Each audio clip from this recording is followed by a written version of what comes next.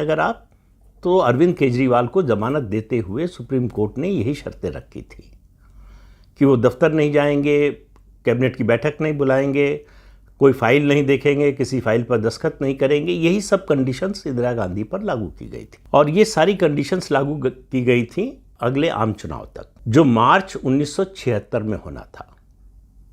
ज़्यादा समय नहीं था, कुछ महीने का समय था। लेकिन उसके 10 दिन बाद 15 जून को सुप्रीम कोर्ट का यह फैसला आता है। 25-26 जून की रात में देश में इमरजेंसी लगा दी जाती है।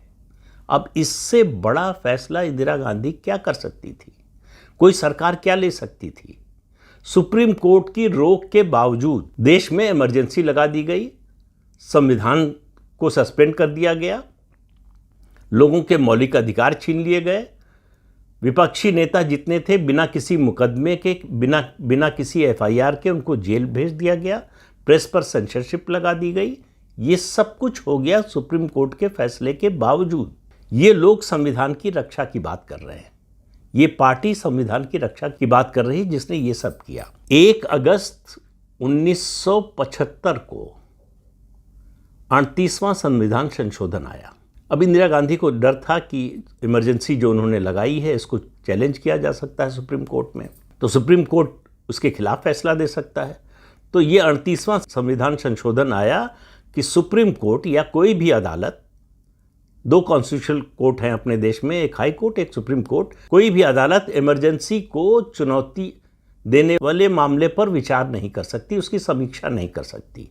यानी सरकार ने इमरजेंसी लगा दी है तो वो सरकार का फैसला है, वो बना रहेगा, कोई अदालत इसमें बदलाव नहीं कर सकती, चाहे वो संविधान का उल्लंघन ही क्यों ना हो। 10 अगस्त 1975 को 39वां संविधान संशोधन आया, जिसमें कहा गया कि प्रधानमंत्री, राष्ट्रपति, उपराष्ट्रपति और लोकसभा अध्यक्ष, इन 4 पदों पर जो लोग हैं उनके चुनाव के खिलाफ कोई इलेक्शन पिटीशन दायर नहीं हो सकती, यानी उनके चुनाव को चुनौती नहीं दी जा सकती। उसका अर्थ है, जो कहा नहीं गया, कि अगर ये बेईमानी से भी जीतते हैं तो उसको भी चुनौती नहीं दी जा सकती, अगर कदाचार करते हैं, भ्रष्टाचार करते हैं तो भी चुनौती नहीं दी जा सकती। इसका मतलब यही था कि चाहे जैसे चुनाव जीते हों, इनके चुनाव को किसी भी अदालत में चुनौती नहीं दी जा सकती। 18 मार्च 1976 को जो लोकसभा का निर्वाचित कार्यकाल था 5 साल का, वो पूरा हो गया। 28 अप्रैल 1976 को जस्टिस HR खन्ना, जो सुप्रीम कोर्ट के जज थे, उनका जबलपुर के ADM के मामले में फैसला आया, हैबियस कॉर्पस का केस था।